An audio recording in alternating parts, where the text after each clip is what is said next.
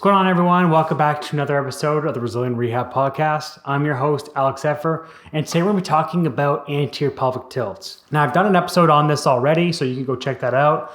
But again, it's still a lot of questions about anterior pelvic tilt and just breaking it down a little further, understanding some of the compensations behind it. So I thought I would do a part 2 of that, start talk a little bit more about why this is happening, some of the assessment measurements associated with it, as well as some exercises. And so it's important to understand that not all anterior pelvic tilts are the same. So there are structural differences between people, which you'll probably see. You see some people who've got broader rib cages, they've got smaller rib cages, they've got bigger pelvises, they've got smaller pelvises. And all of those are going to have different influences on how somebody moves, right? It's also going to influence how somebody is going to arch. So you got somebody who's got more of a smaller rib cage, this narrower rib cage, they're going to be arching through that TL junction, which is the lower part of the rib cage. Right? They're going to be arching. That's what that's going to do is that's going to cause more of a prominent rib flare. That's going to cause the pelvis to also dump forward. You'll have people who have these bigger or wider rib cages. They're going to be arching lower towards the center of mass, which is more that L5-S1 area. So when you look at them from the side, yes, they've got maybe a little bit of rib flare, but it's not pointing out of the shirt like someone who's arching through the TL junction. But both of those are going to dump the pelvis forward. But it's important to understand that they got to the same place through different mechanisms. And so not all anterior pelvic tilt should be treated the same. So the person who arches through that TL junction, you may see that they have a little bit more external rotation compared to somebody who arches through that L5-S1. Both pelvises are moving forward, but because they are arching through the lower part of the lumbar spine, closer to the sacrum, what's going to happen is they're naturally going to have a little bit more extension through that area, which is going to nutate the sacrum, which just means that the tailbone's moving away from the pelvis. And I appreciate the fact the sacrum doesn't move that much. We're talking about millimeters, but that's going to cause a tension or a length tension relationship and pressure change within the pelvis. So the person who arches through that L4, L5, S1 area, they're going to have more of this pressure in the anterior pelvic floor. That's going to be great for internal rotation, for putting force into the ground, for hinging, right? More concentric based exercises. So that's great. The fact is, though, is we don't want them to put force into the ground by arching through their lower back. We want them to do it through the pelvis. So naturally what happens is because this anterior pelvic tilt happens, they don't have the ability to put force into the ground naturally through the pelvis, so they have to do it above the pelvis.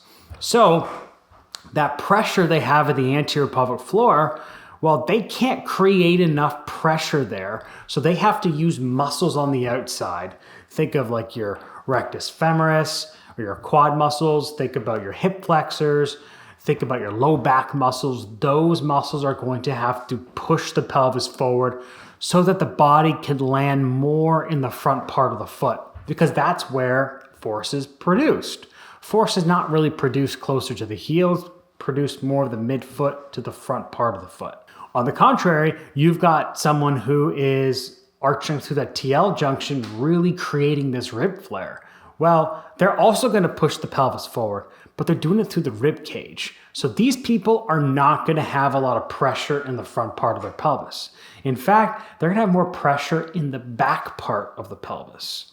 They are going to have these higher arches. They're going to have more external rotation and quite limited internal.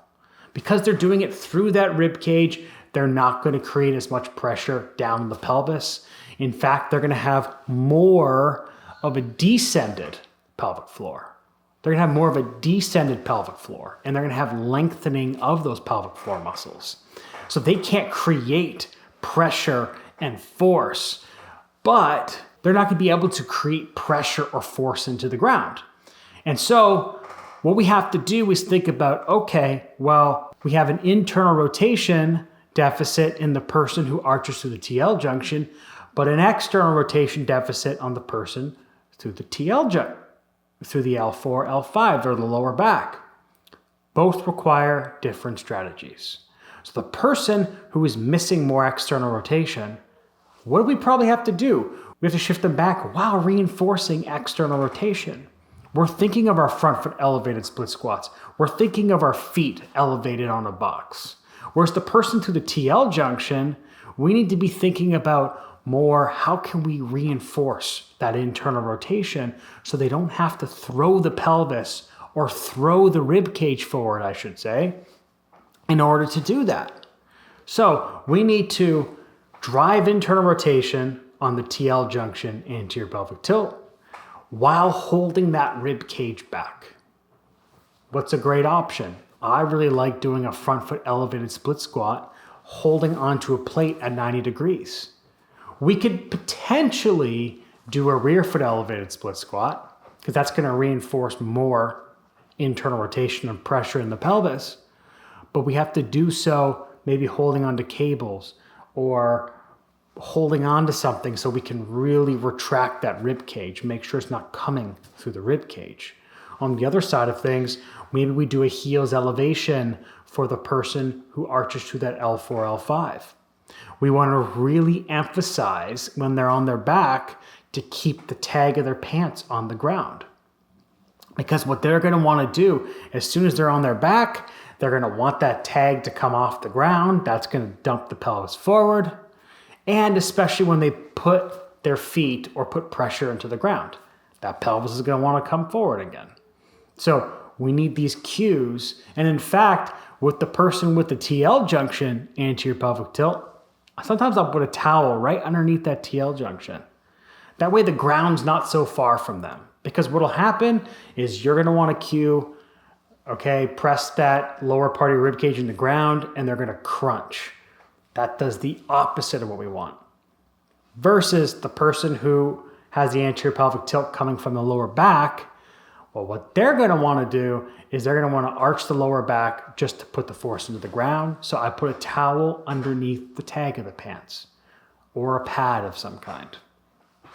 So both these anterior pelvic tilts, again, are not created the same. We've got a front foot elevated split squat for the lower back anterior pelvic tilt. We've got the rear foot elevated split squat, holding onto cables or holding onto a plate with the TL junction. But again, I can't say that one of those strategies will work because you have to test it. You have to see what range of motion, what other range of motion they have. What other things are compromised? Maybe they've got an anterior pelvic tilt on both sides, but the left side is more than the right, or the right side is more than the left. That pressure is going forward, or that center of mass is traveling more forward on that side. So now I've got a rotation that I also have to deal with. So there are so many different characteristics and factors into place, which just goes to show that anterior pelvic tilts are not made the same. And have you noticed that I haven't really talked about muscles? Because muscles come second. They are after, even third, maybe even third. Talk about center of mass, then we talk about the joint position, then we could talk about, well, what muscles do we want to be at play for that to happen? What muscles should we feel?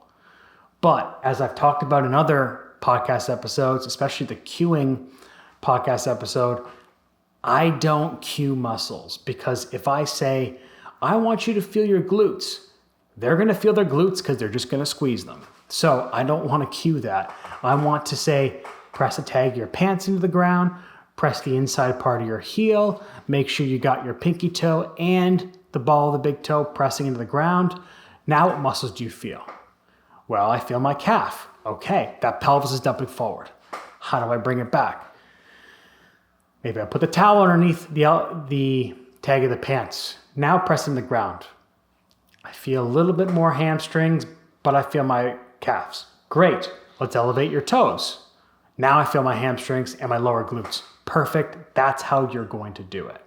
And so the muscles can be this confirmation, but it's only happening because I'm changing where the pressure is being placed into the ground or where the force is being produced. So I hope that helped a little bit. We talk about all this in my Evolved Biomechanics mentorship. We show visuals of different types of people with anterior pelvic tilts. And also we talk about it by you actually posting your clients or posting yourself in our discussion group. And so we assess each other just so there's more reps. So if that's of interest to you, join our Evolved Biomechanics mentorship. Again, we make this so simple. Again, once you see it, you can't unsee it. So I look forward to seeing you there. But thank you so much for listening. I really appreciate it. If you guys have to just write a review, it would mean the world, because that's why I do this, is to help as many people as I possibly can. Thank you so much for listening. I'll see you next time.